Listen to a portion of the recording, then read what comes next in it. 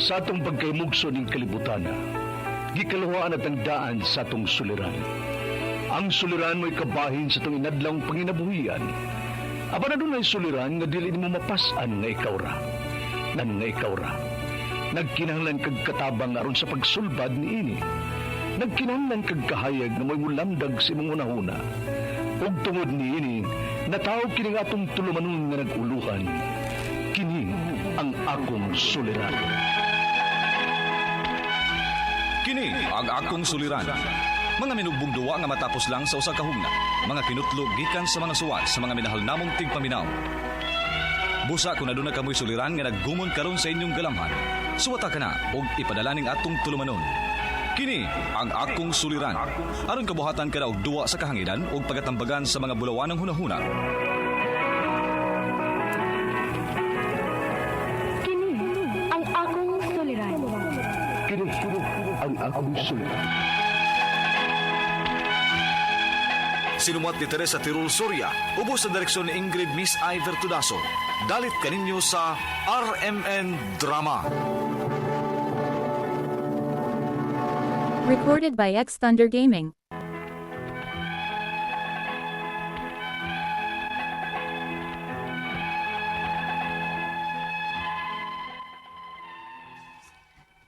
Mayong adlaw kaninyong tanan nga nagpaminaw karon ning tulumanon, kini ang akong suliran.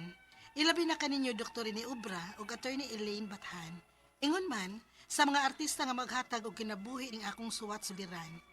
Tawgan ko niyo sa pangan nga Susan, 58 anyos, Minyo, taga Bohol. Punto medikal kining akong suliran. Kabahin kini sa akong anak nga si Kay, 30 years old. Usa ka single mom og 8 years old na ang iyang anak. May gipamati manggod ni ang akong anak nga gipadoktor ko naman unta. Apan, wa man mamaayo. Aron niya sabtan, ingon ini ang mga panghitabo.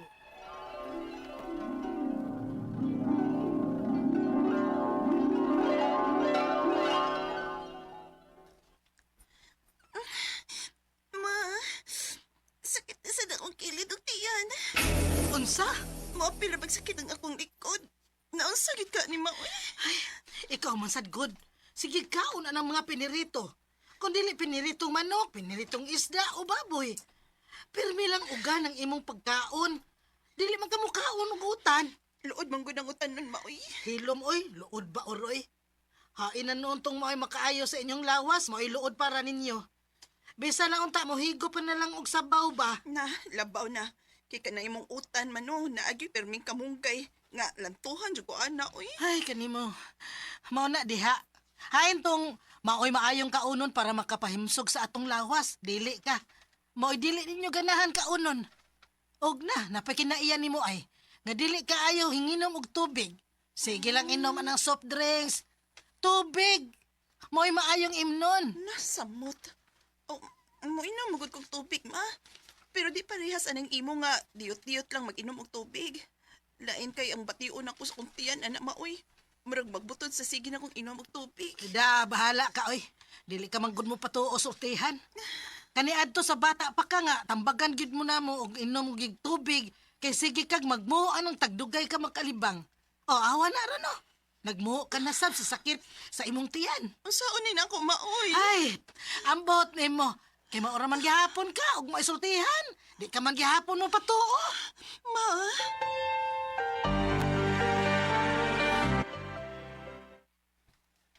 Nalungog na akong naglalis mo sa imong anak. Ay, ambot anang anak nimo iprin, oy. Di gid mo patuo og sultihan, oy. Unta, nga angay magamping sa iyang lawas kay may anak na. Wa ra bay bana, way trabaho. Anak ra niya ang iyang giatiman. Nya magpabaya pa gyud siya sa iyang lawas. Kay nga ano di Ada, kana kung kanunay niyang mood on nga magsakit kuno ang iyang tiyan ug moapil og kasakit ang iyang likod. Uy, hala. Murag taod-taod naman ang iyang gimo. Ipa-check up na lang ka nagdoktor. Ha?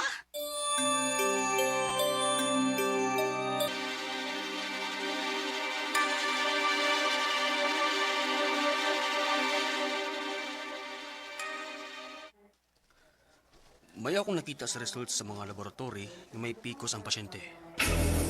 Pekos, Dok? Ug may bato-bato na sab sa iyang kidney. Ginoo ko. Recorded by X Thunder Gaming.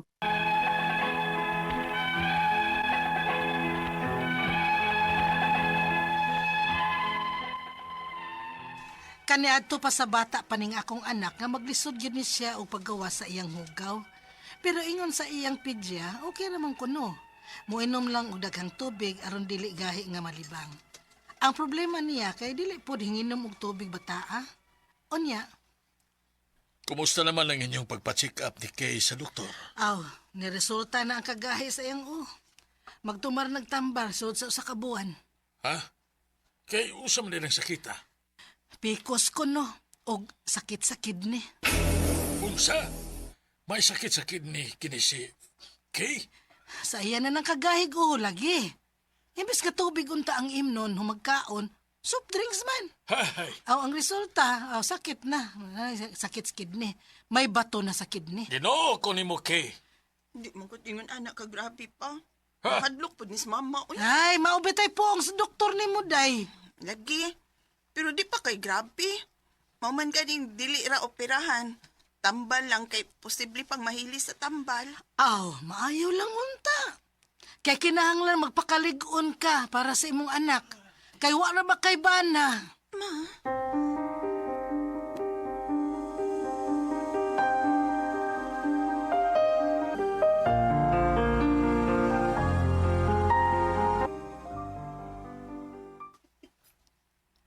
Murag hapit na mo buwan, sukad ta nagpa-doktor ni mo, dili ba?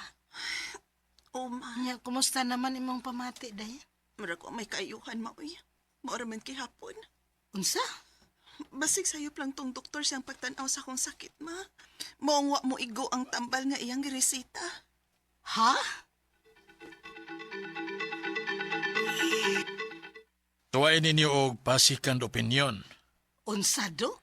Ipahiling siyang laing doktor kay base og wa kaigo ng doktorahan na sa sakit ni Kay. Pahiling mo laing doktor.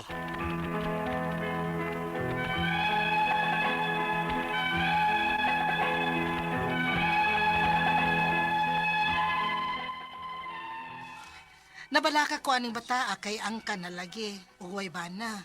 Wapawag trabaho. Ako rin nagtrabaho ug bantay lang sad sa iyang anak. Ug may gimu pang sakit. Ang ako mga pangutana mao kining musunod. Unang pangutana. Kaniadto pa sa bata pa kining akong anak nga maglisod gyud ni siya paggawas sa iyang hugaw. Sakitan na lang gud siya og inutong.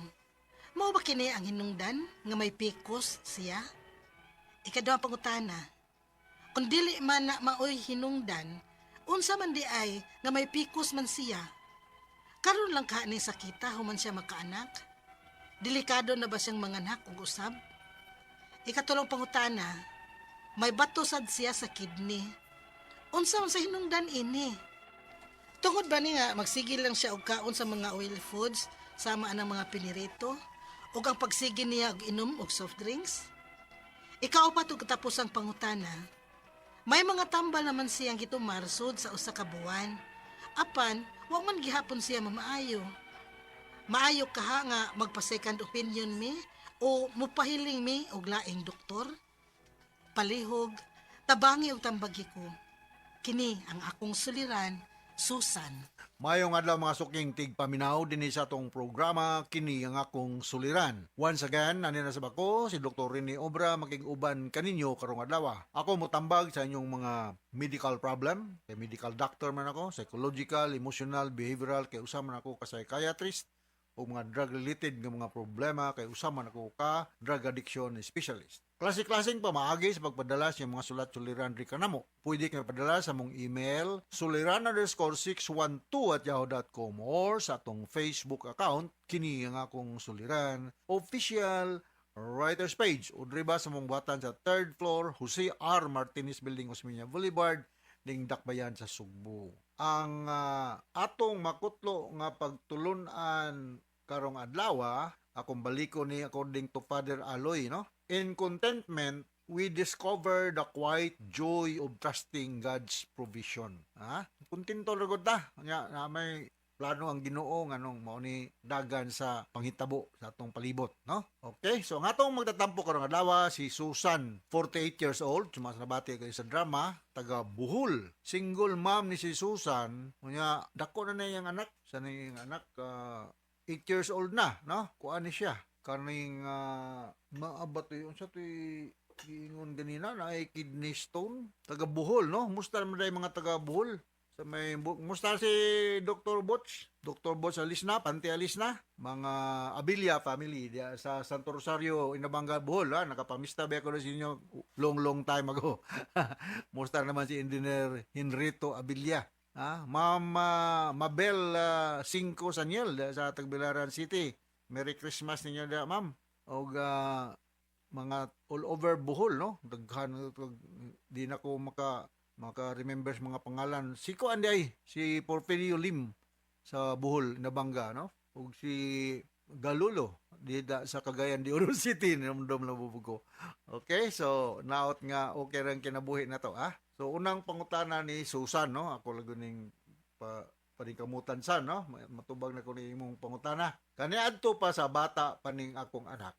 Naglisod gyud siya og paggawa sa iyang hugaw. Sakitan na lang gyud siya og inutong. Mao ba ni ang hinungdan nga nagka-PCOS siya?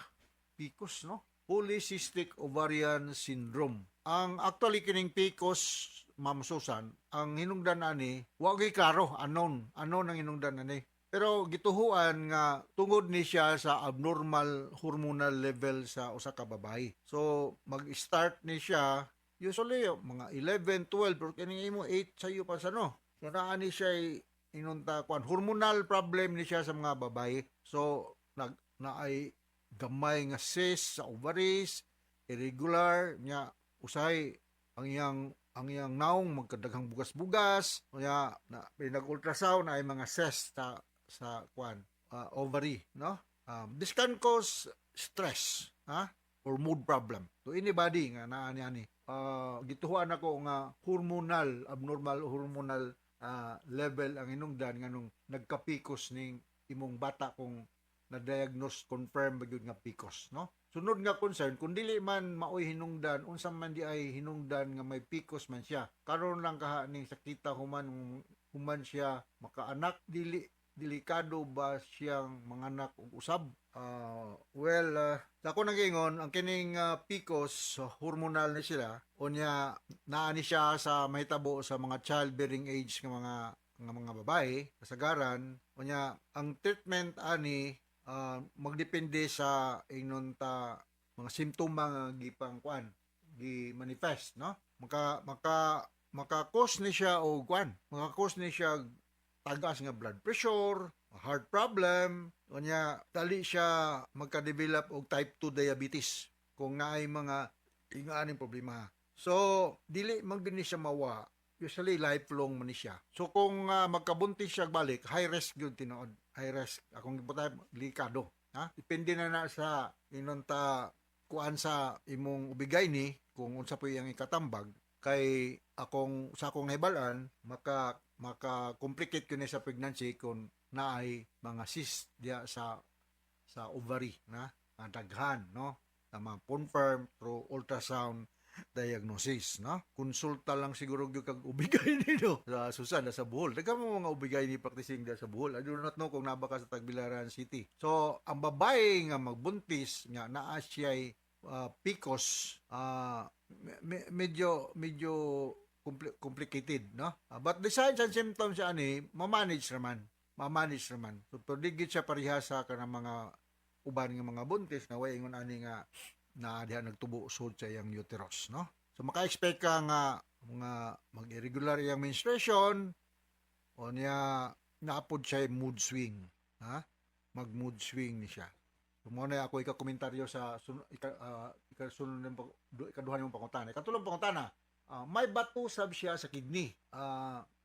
Unsa man sa hinungdan ni ani? Tungod ba nga sige kaon siya oily foods o pinirito nga sige og inom og soft drinks? Well, kaning kidney stone ma-form na gani siya. Daghan mga daghang mga inunta mahimong hinungdan, no? Daghang mahimong hinungdan kuan ra gyud kining careful lagi ka sa imong diet, no? Kung ikaw hingaon og mga oily, kung ikaw walay proper nga medical check-up, mao na nga kinahanglan gyud nga naagyo tay regular check-up, no? Ang kidney stones ma-form na gyud ni siya, although dili siya immediate, but mo develop na gyud ni siya over the years, no? Complicated gyud tinuod ang problema sa imong anak, no? Minimize lang siya mga high carbohydrate diet o mga fatty foods, no? Okay? Sunod nga pangutana, may mga tambal ba siyang gitumar sulod sa usa ka buwan? Apan wala man gyapon siya maayo. Maayo kaha nga magpasikan opinion mi, mo pahiling mi og laing doktor. Yeah, so nagliko mo sa magpahiling mo og laing doktor. Anyway, amo na ginaingon nga two heads is better than one. Kining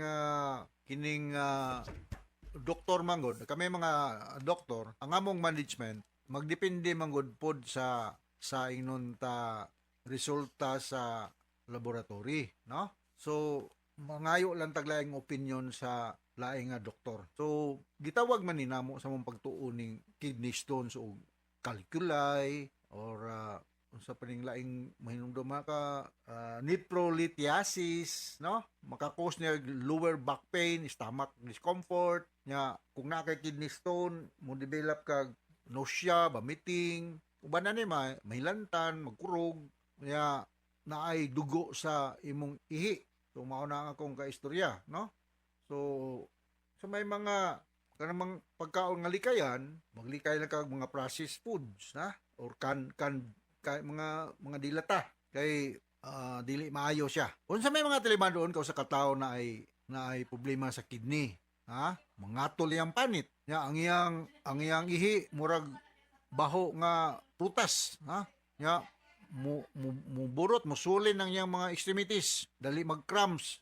Ang iyang mata murag kanang white tubig bitaw, murag puppy eyes, magsigilag frequent scanty urination. Oh, so mo na yung mga timailan. So you take plenty of water para nga ma-diluted ang kuan nya. You may take any available pain reliever para nga mahupay ang mga kasakit ya. You look for another urologist tingali para makurihan or ma-compare nimo ang ilang medical nga mga suggestions. Okay? So actually, dili ko kampante kayo na mo komentaryo ano yung problema kay medyo lamlaw ba yan yung kidney stones and PCOS, pero kamot lang ko. Ha, hinaot kasabot ka sa akong gispikar nimo. So once again, ako si Dr. Rene Obra. Thank you very much sa pamulubaser sa Radio Mindanao Network Production Center. Radio mo nationwide tataka ramen. Daghang salamat o maayong adlaw.